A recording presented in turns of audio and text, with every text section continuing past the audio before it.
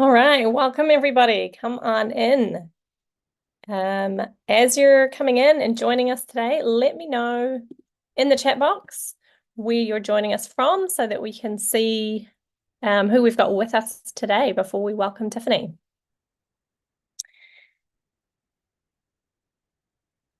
Hello from San Antonio, Texas. Welcome, Danielle. Great to see you again. From Vienna, Austria, Maryland, USA, Berlin. It's great to bring such an international community together. Likely this time we'll have more people from the US and Europe because this will work for your time zones. I'm not sure if we'll have many from Asia. Tegan in Melbourne, it must be pretty early for you. Welcome, welcome.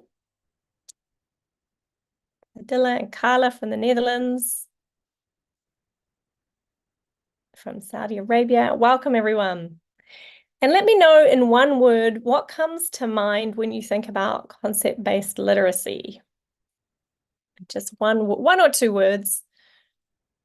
What comes to mind? Oh, Isabel, great to see you from Cairo.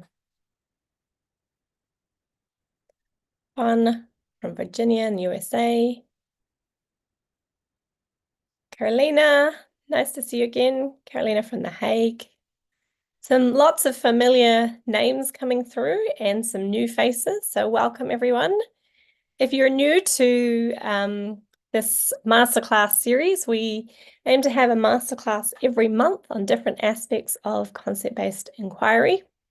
And this month, Tiffany Brown, a very experienced concept-based educator who works with us in our trainer certification program and runs our concept-based literacy course, is sharing some insights for those of you who are interested in taking what you are doing in literacy and making it more concept-based. Fantastic. All right, so I'll hand over now to Tiffany, and she's going to take the wheel for the next hour or so. Usually our masterclasses go for around about an hour.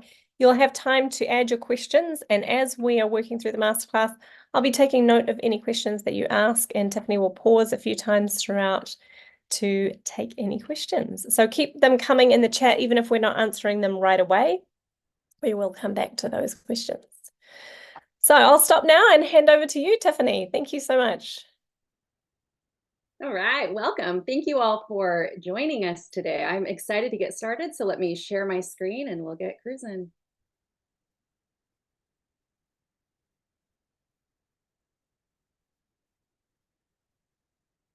All right, so today we're going to talk about 3 things that I wish every concept-based literacy educator understood. It's going to be a really great session. We have no time to spare, so let's get started.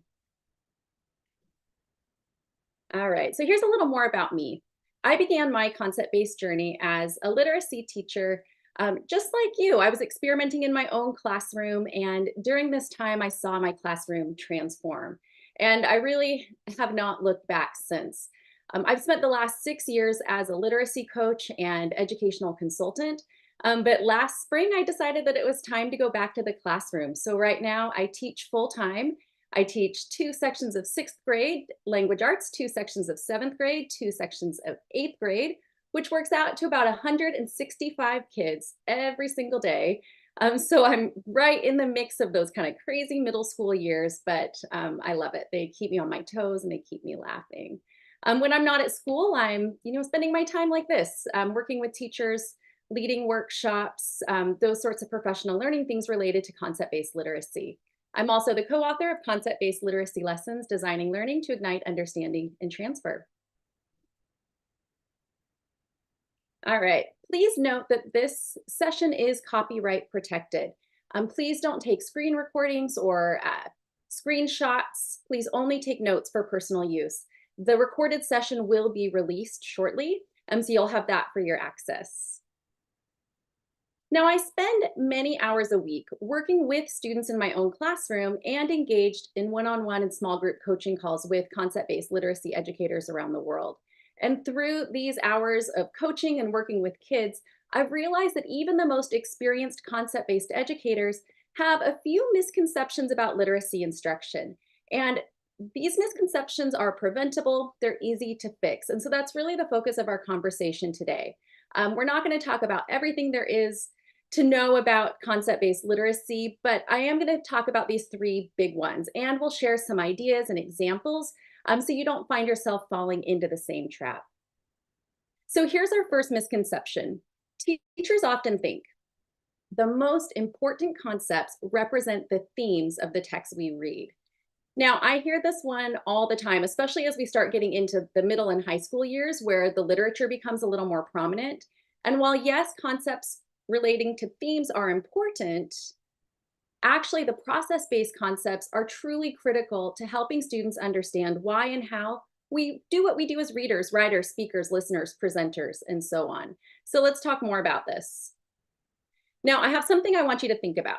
And if you teach middle school like me, this question could be a little bit scary.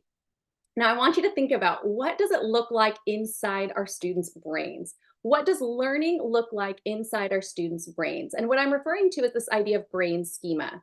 Does learned knowledge, new skills look like the picture on the left or the picture on the right? Is it connected? Is it organized through previously learned concepts, kind of like a file cabinet?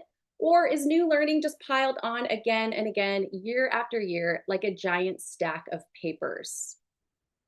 So if we think about this question from the student perspective, in grade 2, students will use a variety of adjectives to describe nouns, use adverbs to describe verbs, identify the subject in a sentence, include sensory language to enhance ideas and creative writing, use organizational tools to record and categorize information, make predictions prior to and while reading, viewing, and listening to a text. That's just a few of the skills that we teach. And how often do we ask students to perform these skills without really helping them develop an understanding, without us just telling them, of why we do what we do as readers, writers, speakers, listeners, and viewers? So, from a student perspective, a list of verb driven activities often feels like new papers just being added to the stack. What new task are we going to complete? What new assignment are we going to do? Without seeming to be connected to the other tasks or the things that students have learned through their previous experiences. So what I want us to think about is how can we intentionally and strategically help develop that brain schema so that students are able to connect new learning to previous learning, where they can sift, sort incoming information rather than just adding more papers to the stack. We know that practicing skills that are locked into a specific assignment does not necessarily result in learning transfer, especially when the new context is unfamiliar and more complex. So, for example, just because students can fill out that hamburger graphic organizer, you know the one I'm talking about, that looks kind of like a hamburger, but it's like we got our topic sentence, and then our meat is like the detail, and then the bun is the closing sentence. Just because they can fill that out and it looks pretty good doesn't mean they actually understand the concept of a paragraph beyond that specific task. What is a paragraph? Why do writers use paragraphs? How do writers break writing into paragraphs? How can different paragraph structures serve different purposes? Why might a writer choose one structure over another? So, do you kind of see where I'm going with this? We must push thinking beyond the application of a skill to truly help students understand those concepts that underpin the process, strategies, and skills we teach. So let's talk more about this. Most curriculum and instruction models are two-dimensional, with learning centered around acquiring knowledge and mastering skills. The facts and the skills are the end goal of instruction. I know when I first started teaching, I had a giant list of skills and I just worked through and kind of checked off the list. And I thought I was doing a really great job because I had a nice binder and it was very organized, and I had a record of when I taught each skill. And that was definitely a two-dimensional model. That was my first few years as a teacher. I think I was in maybe year 5 or so when I stumbled upon concept based. So when we shift our focus beyond facts and skills, we're embracing a three-dimensional model that uses the facts and skills as tools to develop a deeper transferable understanding. The facts and the skills provide the foundation for understanding concepts and big ideas, or what you're going to hear me call generalizations.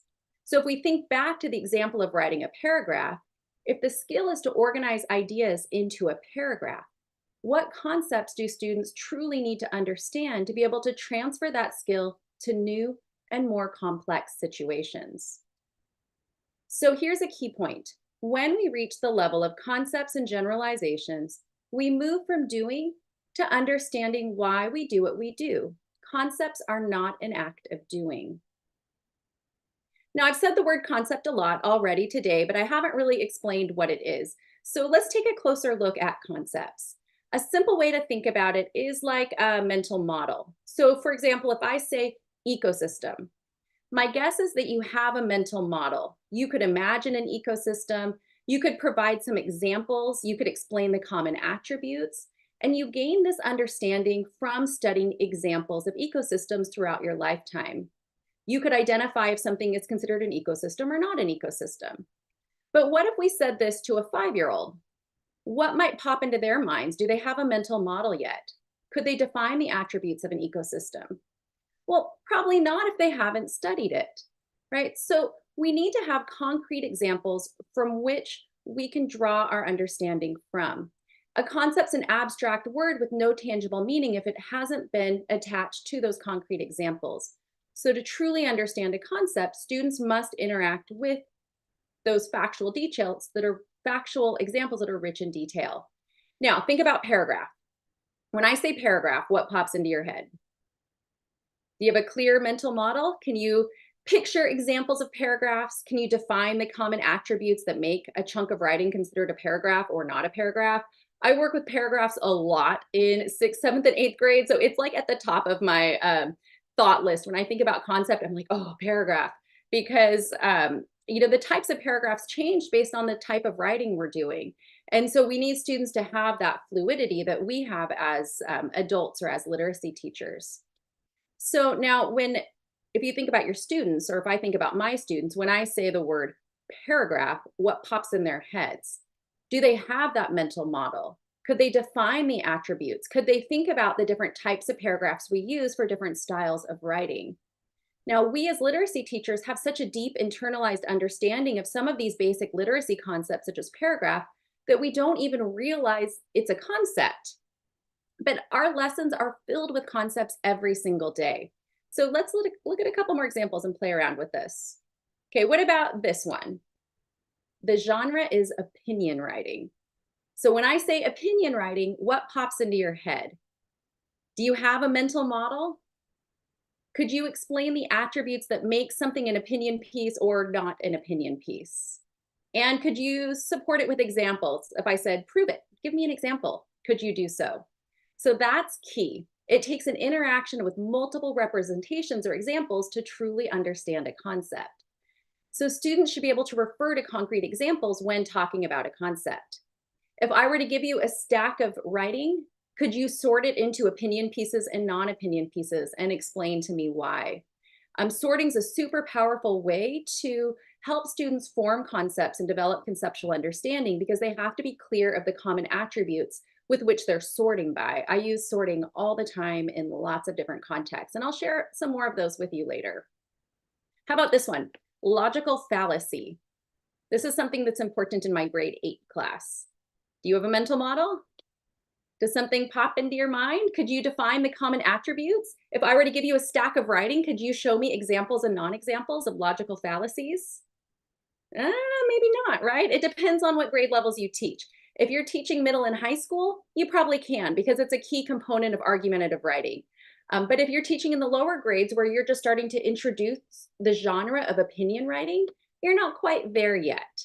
But so you can see what I mean. We have to have concrete examples with which the concepts are exemplifying. So if you don't have that mental model, if you haven't interacted with those concrete examples, you probably aren't going to have a clear picture of what that concept actually means. And concepts grow in sophistication through the grade levels. So if we're thinking about transitioning from opinion writing to argumentative writing, we start bringing in more of these micro concepts. Now, sometimes teachers wonder if something's a concept or not a concept. And if this ever happens, there's a little checklist you can run it through. So you can think about this. Is it timeless? Is it universal? Is it abstract to different degrees? Is it represented by one or two words? and do the example share common attributes. You're going to hear me say that a lot because that's really key, is the example share common attributes. So let's try it. Character. Is it timeless? Is it universal? Is it abstract? Represented by one or two words? And do examples share common attributes? So this is kind of an easy one. Yes, character is definitely a concept. Okay, how about this? Harry Potter. Is it a concept? Timeless, universal, abstract, represented by one or two words. Do examples share common attributes? Probably not, right? There's only one Harry Potter, so it's definitely not a concept. It's a character in a specific book that we might study to understand more about characterization or how authors develop character, but Harry Potter himself is not a concept. So here's a couple concepts that might be drawn from social studies: community, want, need, role, responsibility. Some concepts from science: external structure, function, physical feature, habitat. Art: form, shape, balance, line. Literacy: setting, plot, dialogue, illustration. Almost everything we teach in our language arts classes can be represented by a concept. Now, what I want you to think about now is different types of concepts. So think about your own areas of expertise. So it's something that you know a lot about or something that you're able to do well. A hobby of mine is gardening. I have a lovely garden. I grow lots of different fruits and vegetables and flowers. You can see the pictures on the left represent one of my harvest baskets. So that has some really great vegetables. You can see lettuce and beets in there, some green onions, and then some dahlias. I had maybe about 100 varieties of dahlias in my yard last summer. So I would call myself a gardener now, but I wouldn't have 10 years ago. So how did I learn to become a gardener?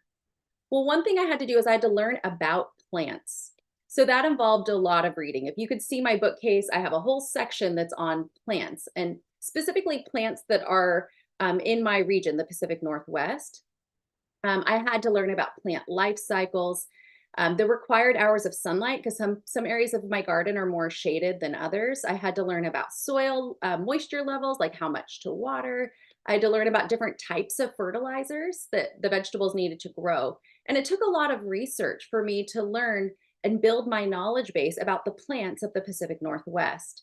But I also had to engage as a gardener. So I had to experience and kind of play around with planting seeds at the correct depth. And I definitely made a lot of mistakes at first, and the seeds wouldn't sprout.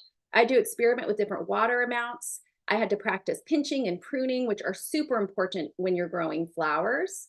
And I had to reflect on what of my practices produced a better harvest than other practices. And so I really had to be a gardener. I had to engage in the process as a gardener to understand what it means to be a gardener.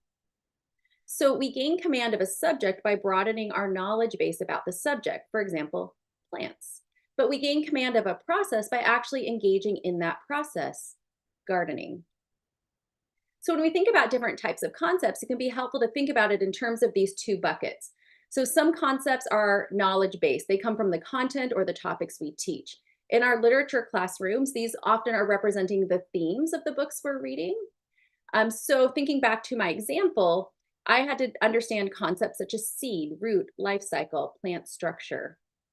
But I also had to learn some concepts important to the process, strategies, and skills involved in being a gardener, such as prune, pinch, measure, and transplant. So the process-based concepts are key because they help students understand why we do what we do as gardeners or scientists or mathematicians or historians or readers or writers. So let's play around with it. I want you to identify, is this concept drawn from knowledge or drawn from process? So would it represent the content or the themes of the things we're reading, or would it be drawn from engaging in the process, strategies, and skills we're teaching? Okay, power. Go ahead and pop what you think in the chat box, either knowledge or process. All right, if you said it's drawn from knowledge, then you're correct. Students would come to understand the concept of power through investigating different examples of power in the literature we're reading. They'd notice patterns across the examples, and they'd help identify the common attributes. So you can see that's different than engaging in a process and reflecting on the process. How about research? Is it drawn from knowledge and process, and how can you tell? You can go ahead and add your ideas in the chat box. So if you said process, you're correct. Students would come to understand the concept of research through engaging in the process of research, through being a researcher and reflecting on why or how we do what we do as researchers. How about collaboration? Is it drawn from knowledge or process, and how can you tell?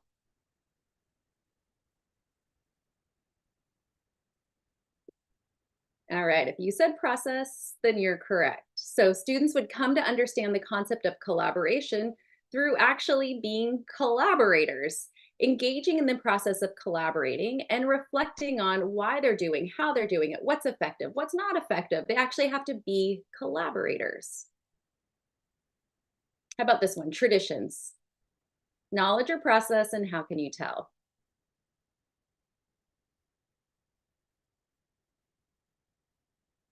All right, if you said knowledge, then you're correct. Students would come to understand the concept of tradition through the content of the stories we're reading or through their personal experiences, but not through their process of being a reader or a writer.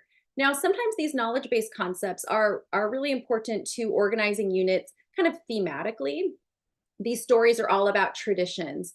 And that's a great way to organize your learning for sure. But we just don't want to lose sight of the process-based concepts as well. So here's another example. Imagine students in a grade 10 visual arts unit are exploring the impact of medium on communicating ideas. The unit title, Same Story, Different Mediums, Contemporary World Issues. So as students investigate a piece of art, such as this example, they might think about knowledge-based concepts such as hope, survival, unity, or strength. These have to do with the content of the piece of art or the themes related to that piece of art. Okay? But if we only focused on those themes, what would students be missing? They'd be missing those key ideas about why or how we do what we do as artists. So in this example, process concepts might be audience awareness, mood, style, artist intent. These concepts play a critical role in students interpreting artwork created by others, and they could transfer it to their own process of creating artwork. So do you see why we can't place all of our emphasis on those knowledge-based concepts? We'd be withholding critical learning from our students. Let's look at another example. Grade 8, language arts, dystopian societies. Genre studies are a great way to help students kind of dig into both knowledge and process-based concepts. So in this unit, the knowledge-based concepts might be societal control, fear, rebellion, oppression. So these concepts, again, are important to the content of the book students are reading or the themes of the text. Important process-based concepts might be something like literary analysis, thesis, evidence, protagonist. Right? Again, these are important to the reading or writing process. So knowledge and process concepts work together, and they form together to create a really well-balanced, robust unit. If you were to remove the knowledge concepts, what would students be missing? If you were to remove the process-based concepts, again, what would students be missing? So you see, we can definitely teach both when we're looking for that balanced, well-rounded unit. Here's another example. So again, think about what would students miss if we only focused on the knowledge-based concepts. This is something that I see all the time. So let's imagine students are, through their unit of inquiry, they're engaging as news reporters and they're showcasing different jobs that make a community function. And they're writing little newspaper articles, they're making a class newspaper. Knowledge-based concepts might be role, responsibility, service, want, need, community. So sometimes what I see is teachers just kind of drop in a skill in their science or social studies unit. So they're like, oh yeah, we're writing newspaper articles. But what do we want students to truly understand about being a news reporter or how news reporters craft articles? What are the parts of news articles? What makes an article effective? Right? So dropping in a skill is not enough. So how much more powerful would the unit be if students were also investigating process-based concepts such as organization, heading, detail, fact, opinion, audience, research, or the elements of a news story. So do you see the difference? And something I see time and time again. Teachers think that just performing a skill in the context of an integrated social studies or science unit is sufficient, but it's really not. We must give students the opportunity to investigate and study those concepts drawn from the process, strategies, and skills we teach. Now, here's a picture from my class from, it was about a week and a half ago. And we're looking at knowledge-based concepts. So knowledge-based concepts are absolutely still important. My students are discussing concepts related to the theme of the book we just finished. So we read The Outsiders by S.E. Hinton, and they were preparing to write a literary analysis essay. So we brainstormed as a list all these different concepts that might be important to the themes within the book. And then students had a concept. They talked about it with their partner in terms of how might that concept be represented in the story? What examples did they see? How did the story teach them about that? They swapped cards and then they found a new partner. And during this activity, the room was buzzing. And then when it was done, I had students go back to their seats and they had kind of time to start brainstorming what they wanted their essay to be about. And they had so many ideas. This was an amazing pre-writing step. I mean, the class, after it was buzzing from this little activity, they got back to their seats and it was like silent because they were typing away and they were so into it because they had so many ideas. So what we have to think about is what purposes do the knowledge concepts play and what purposes do the process concepts play? And how can we leverage or maximize the use of both of them? The trick is just to be mindful and to make intentional choices about the type of concept you're using and why you're using it. Now, let's take a moment to pause and reflect. So think about your current classroom. What concepts do you currently teach? Can you identify some knowledge concepts and some process concepts? And you can go ahead and add a few ideas in the chat box.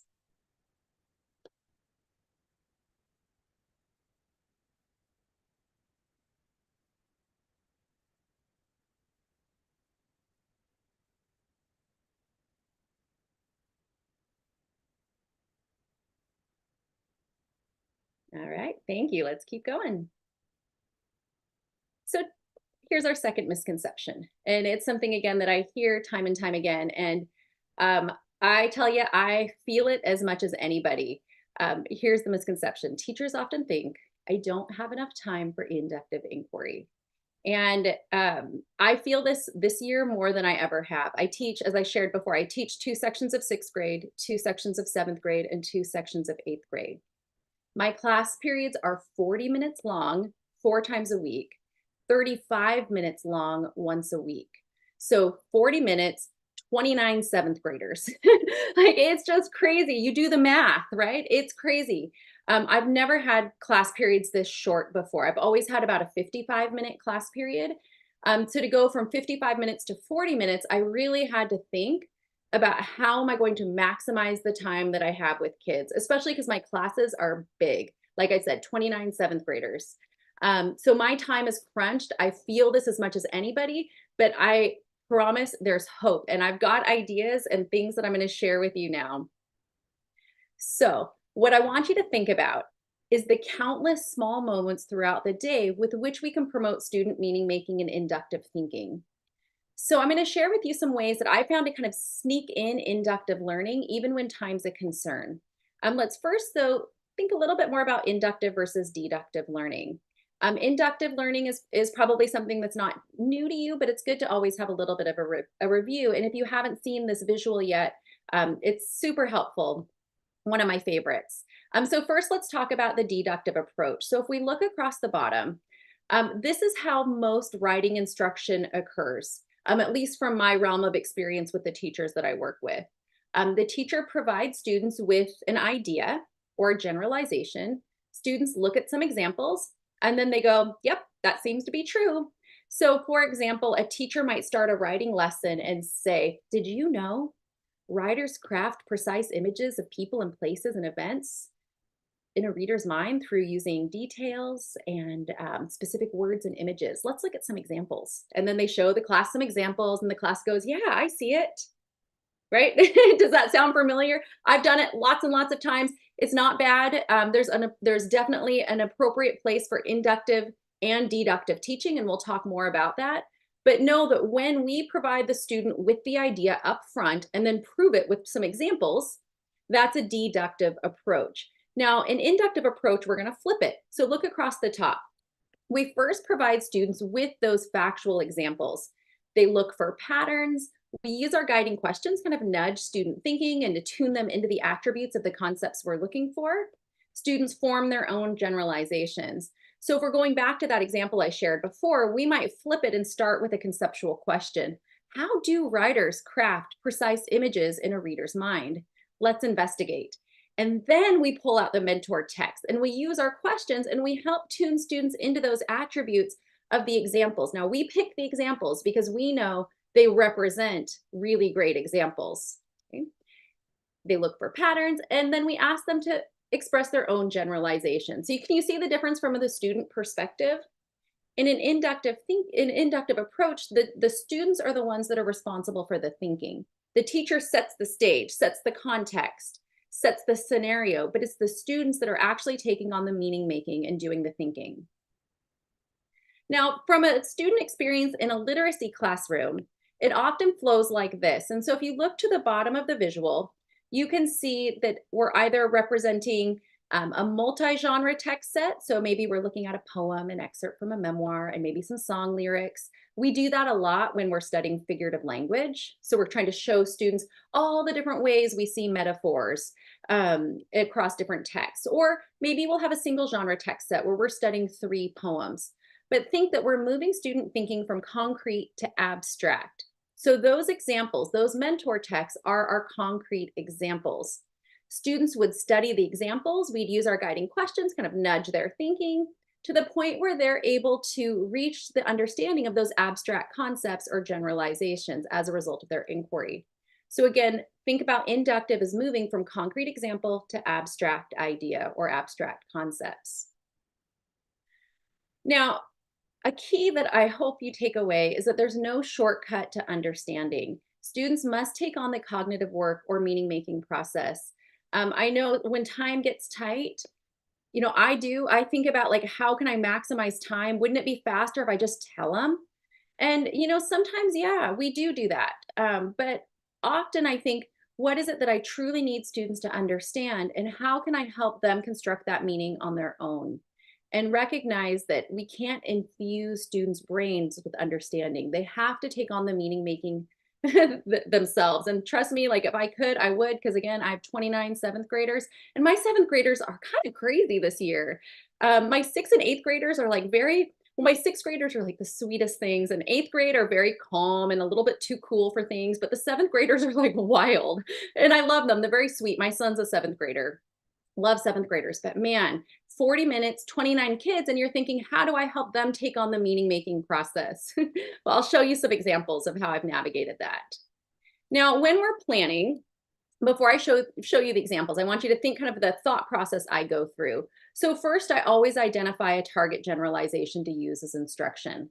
Then I craft a set of guiding questions to scaffold thinking. And I'm always thinking, if students are looking at these concrete examples, what questions would I ask to help them uncover that idea, that generalization on their own? And we use a combination of concept formation, factual, conceptual, and debatable questions. Then I provide a set of examples or mentor texts that exemplify those concepts and conceptual ideas. And I allow students to uncover the patterns. And this also promotes student choice.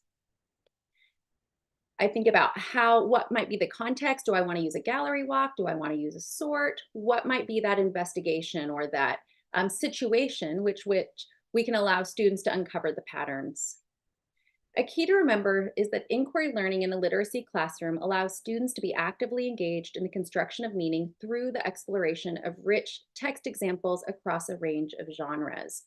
So I always ask myself, who's doing the thinking in the lesson? Am I as the teacher, or are my students? So I want to show you an example. Sometimes we go through a formal inquiry process that could take 3 class periods. It could take 5 class periods.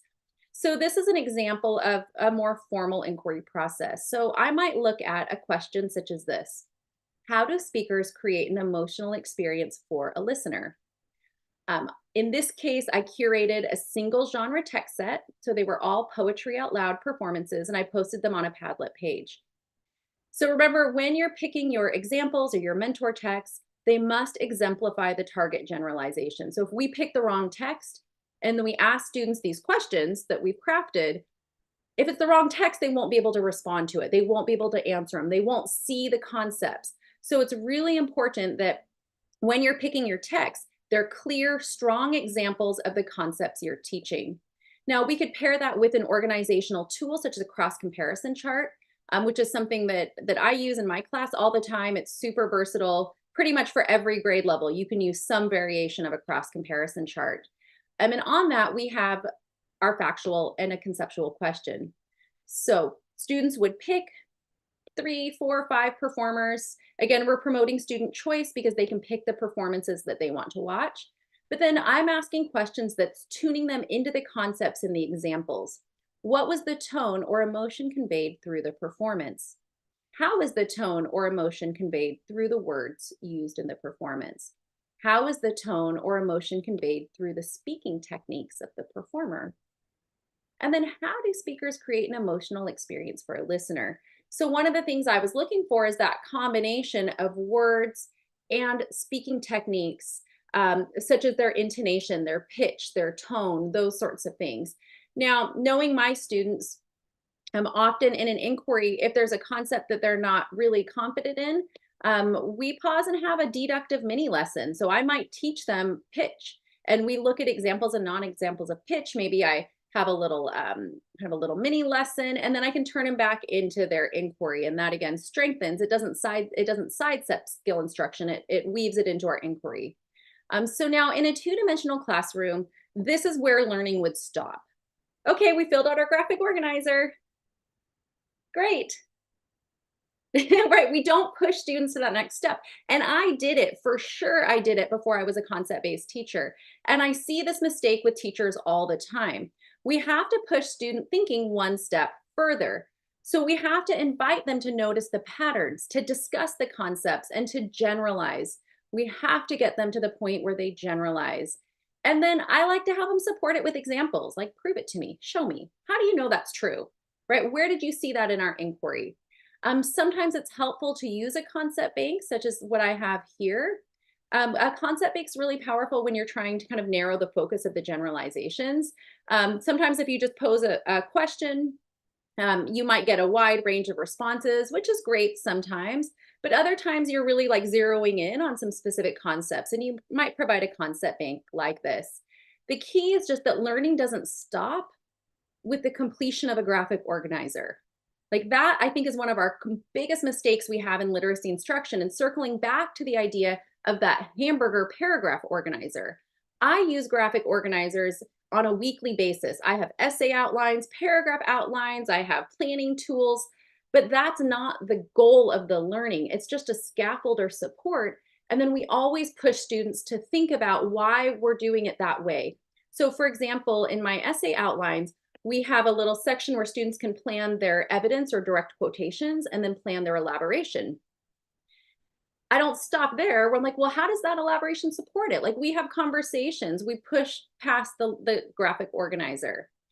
Now, we also can think about how might this generalization shape the way students interpret new contexts. We could look at TED Talks, we could look at famous speeches, we could look at a political debate, we could look at a public service announcement.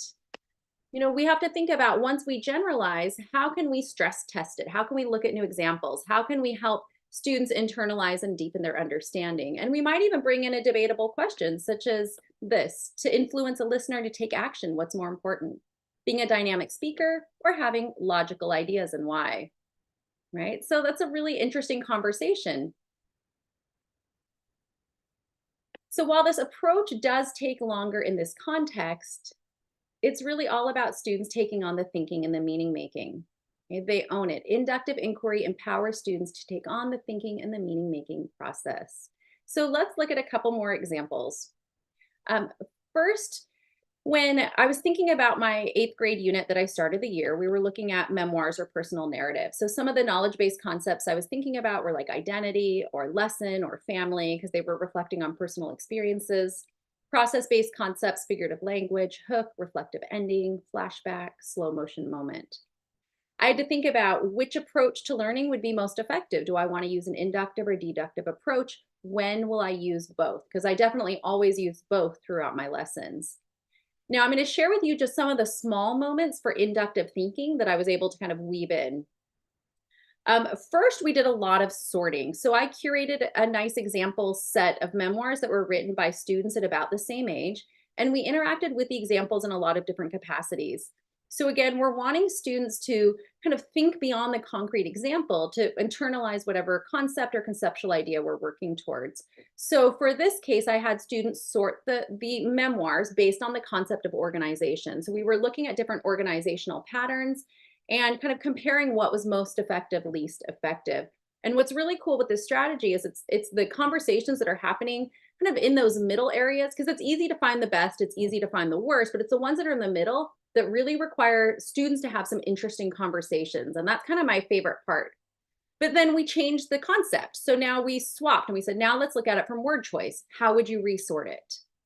Right? They had to relook at the memoirs, rethink them, and it's deepening their understanding in a new way. Swap the concept again. Okay, how about time shifts?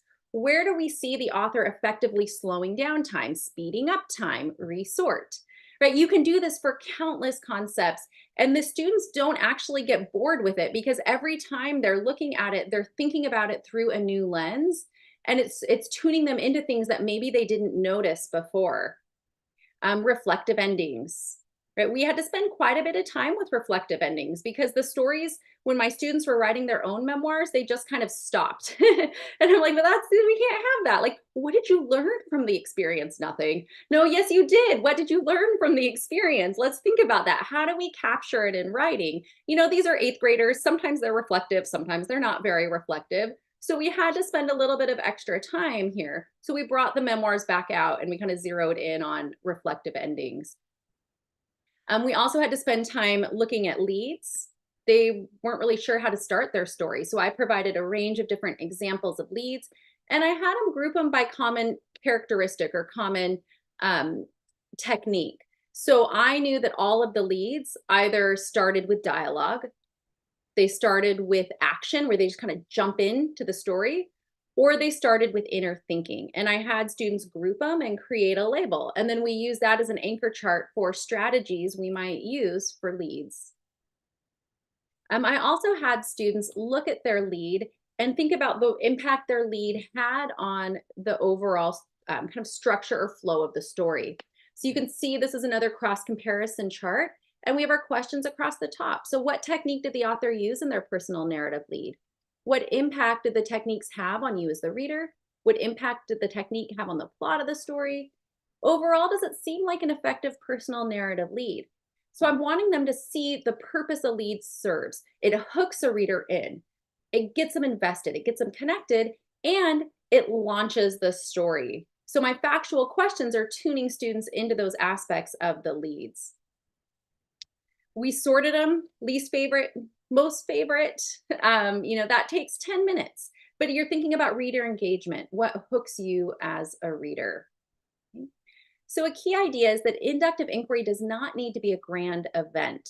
Inductive thinking, inductive reasoning can occur in small moments throughout the day in different contexts. So it's all about patterns, patterns, patterns, and moving from concrete to abstract. Sometimes you are going to have a week-long inquiry.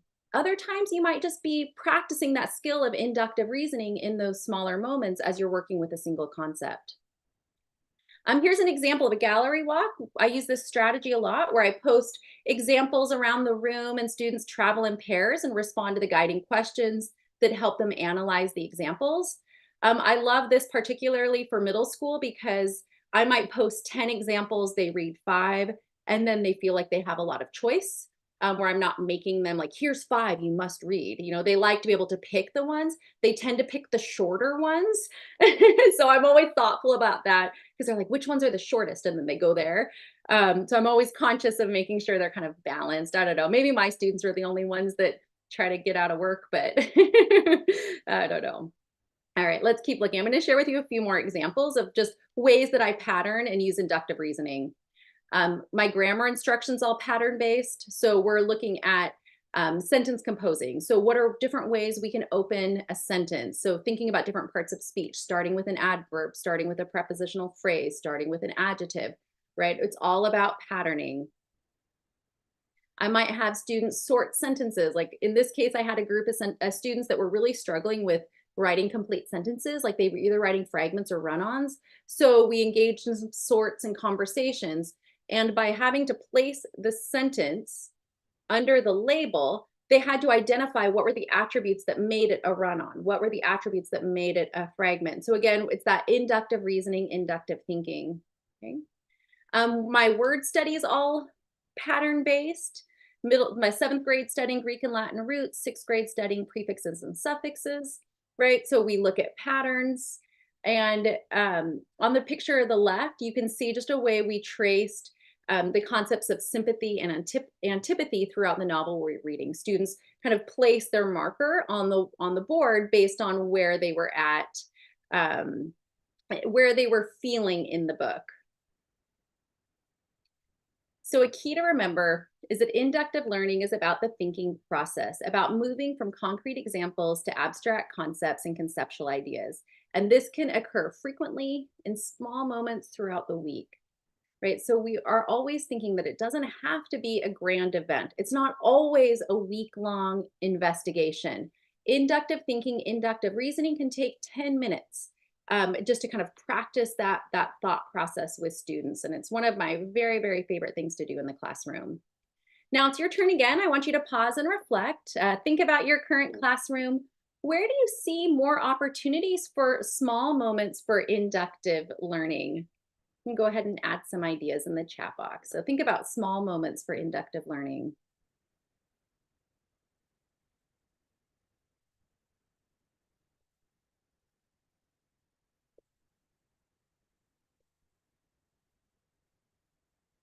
All right, thank you. Here's our third misconception and our final misconception for today.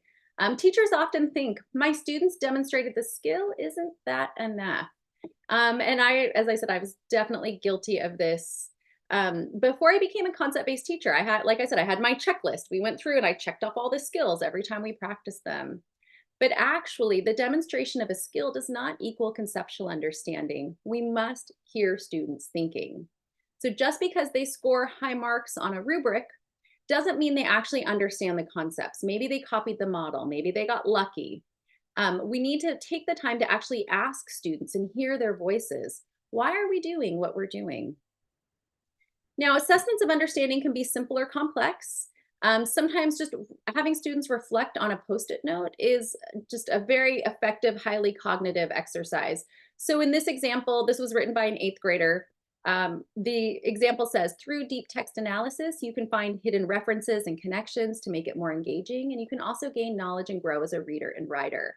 Now, when I look at it, it's definitely filled with errors and conventions, but it gives me a sense of the students' thinking, right? I can tell that their thinking is on the right track. So an exercise like this takes, 2-3 minutes, super fast. So the ultimate goal is that students can use language to articulate what they're thinking and understanding as a result of their experiences. Language central to learning. Language makes it possible to cognitively reconstruct the experience, and in doing so, clarify, share, internalize, and ultimately transfer the learning. So we have to ask students, we have to hear them, we have to give them the chance to articulate what they're understanding. Now, this is a cute little example from a grade 2 reflection on process. In this class, students were, in their inquiry unit, they were learning about the economy and how money moves through a system. So they created businesses, and in a parallel literacy unit, they were looking at the connection between author's purpose and author's craft. So what the teacher was trying to help them see is that writers do things on purpose.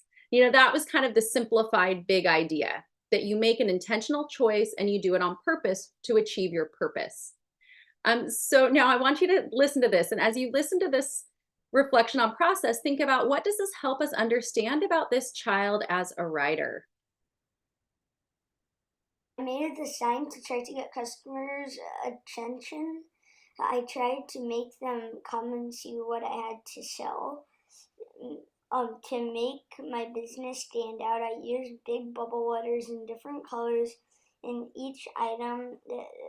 I tried to make it catch people's attention. I made most of the money out of our entire class.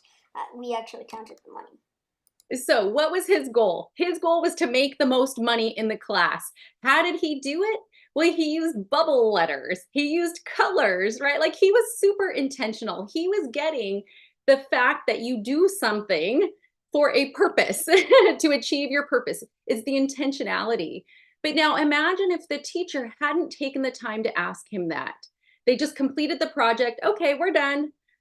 Right? What learning opportunity would have been withheld from him to have that chance to pause and think about why he did what he did as a writer. And I'll say this child did not like writing at the time, actually would cry most of the time when he was asked to write, but he did like 5 versions of that sign to get those bubble letters perfect and to get the color perfect. He was invested because it was linked to a purpose with which he wanted to accomplish. Here's another example. This is a grade 6 student reflecting on the process of writing as she's writing it. So the piece isn't done. She's kind of right in the middle of it. So again, think about what does this help us understand about this child as a writer? Will you read to me a part of your story and talk to me a little bit about the choices that you made as a writer? Well, one of the main choices, I tried to use like sensory details, but I'll show you a little example. Come back, Peter, but Peter didn't stop running until he got several blocks away. Then he slouched down and cried in the alley behind Faux Noodle Shop. I'm never ever going back there, Peter said in a determined voice, but then he heard someone shuffling behind him. Then everything went black until the steady rhythm of a car woke him. So why do you think that's effective? Well, I think it's effective because I use sensory language so that the reader could feel like they are there in the story. I think that shuffling really makes me feel like I'm hearing what's going on behind him. And then probably the steady rhythm of the car makes me feel like I'm in the car, where it's just kind of the Right? So you just think about what does that help us understand that child as a writer? It's taking the moments to ask them, what are they doing? How are you doing it? Why do you do it? And generalizing that to the writing process. So we could tell with this child, she was quite comfortable talking about sensory details and quite comfortable showing examples.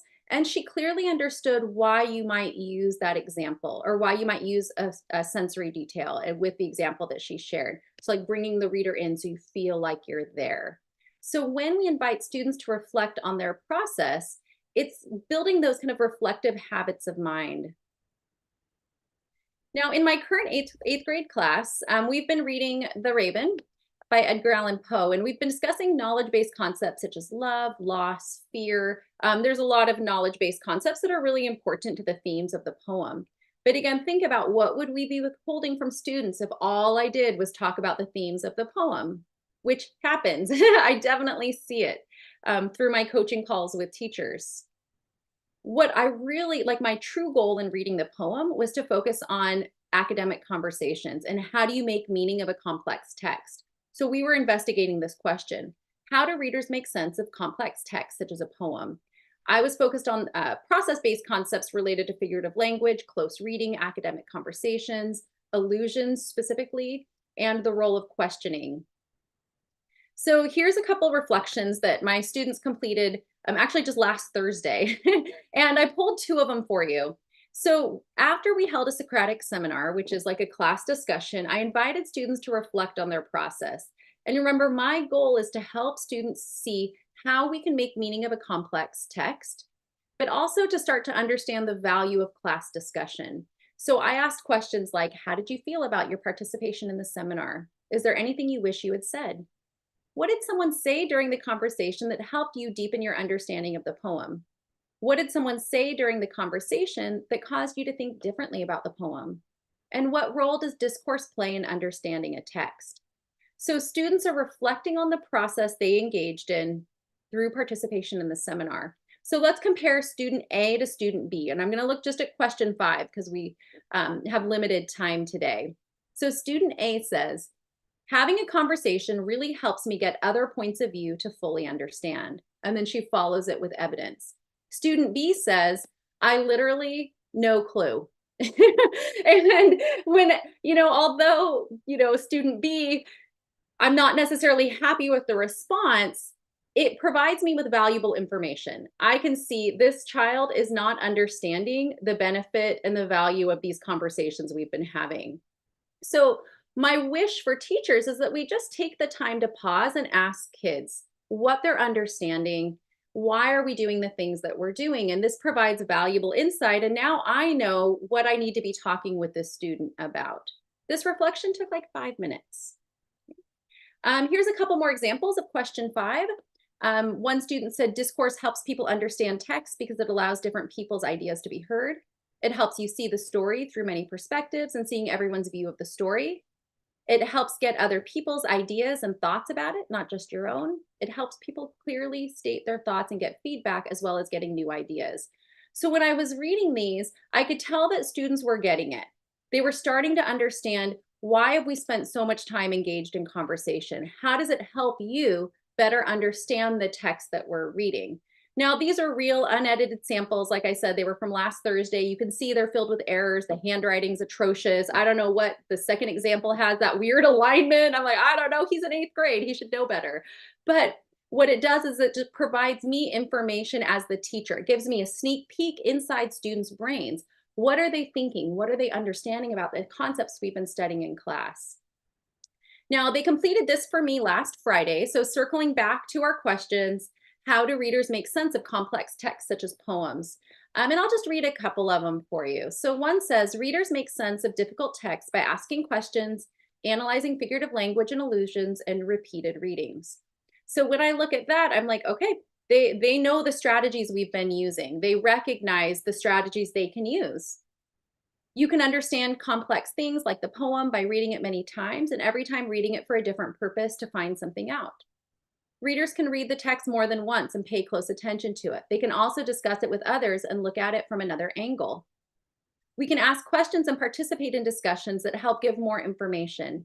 You also read it multiple times, thinking about different things each time. So you can see they're all expressing their ideas in different words. Again, there's definitely errors and conventions, but it's giving me a sneak peek into their brains. And when I read these, I actually was feeling pretty happy. I was like, they're getting it. I can tell they're able to communicate and articulate the strategies that we've been using in relation to understanding a complex text. So it's just taking that time to pause and ask students. So a key idea is that assessments of conceptual understanding require an active linguistic and cognitive response from students, so we can hear how a student's understanding develops over time. If a person truly understands, then they should be able to articulate what is understood. Okay? So that's my wish for you, is to just pause and ask students, why are we doing what we're doing? How are we doing it? And getting a little sneak peek into their brain as they're reflecting on the processes they're engaging in. All right, now it's your turn. You can pause and reflect. Think about your current classroom. Where do you see opportunities for reflection on process? You can add a couple ideas in the chat box.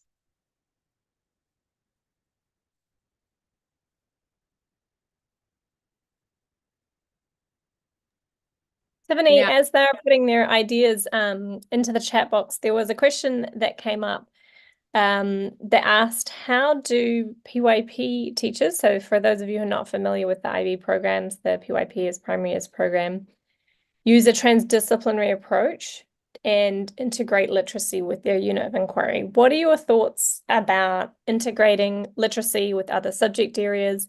And if we are going to take that approach, what do we need to be mindful of? Oh goodness, we could talk about this for hours.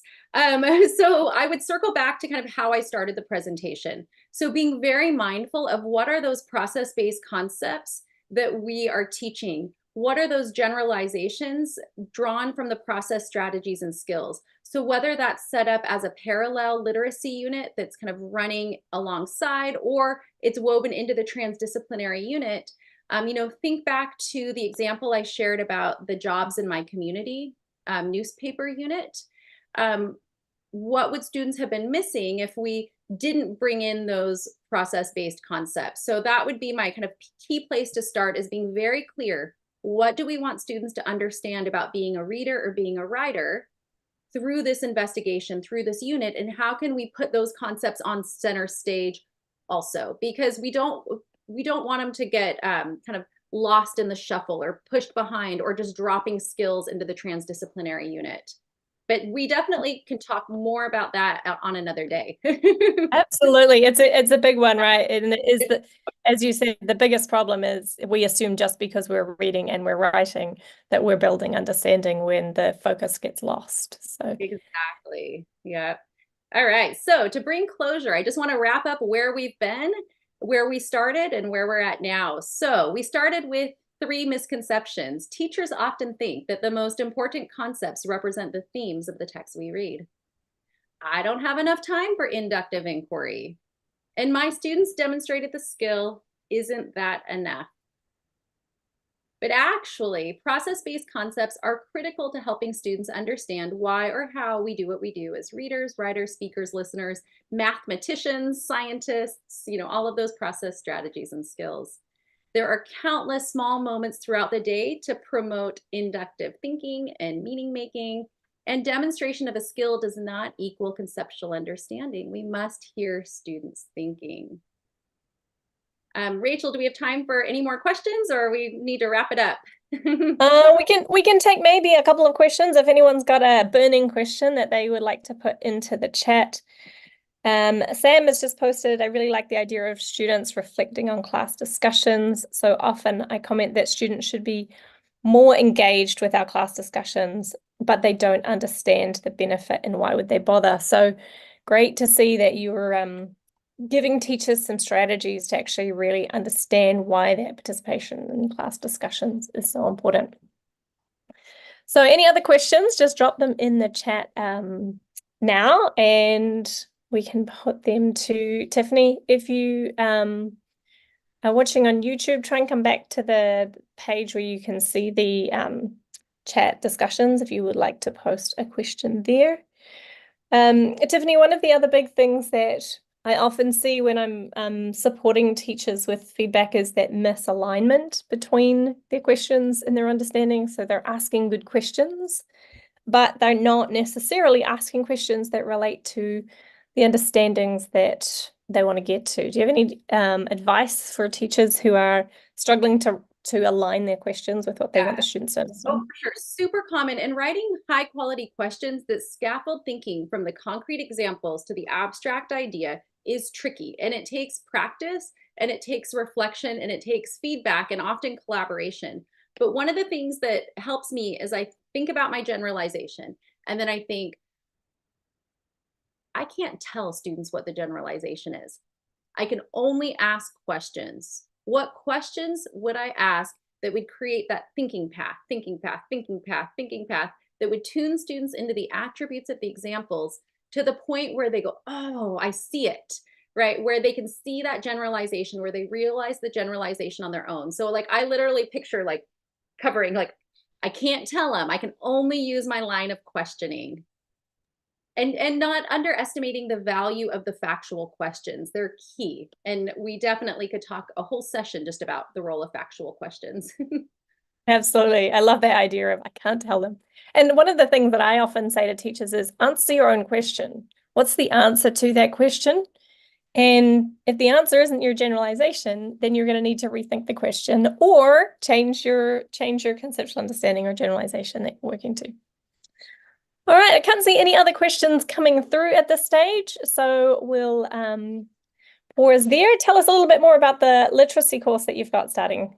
Tiffany? Yeah, so if you enjoyed what you heard today and you want to learn more, please join me for my Foundations of Concept-Based Literacy and Language course that begins April 10th. Early bird registration rate ends March 10th.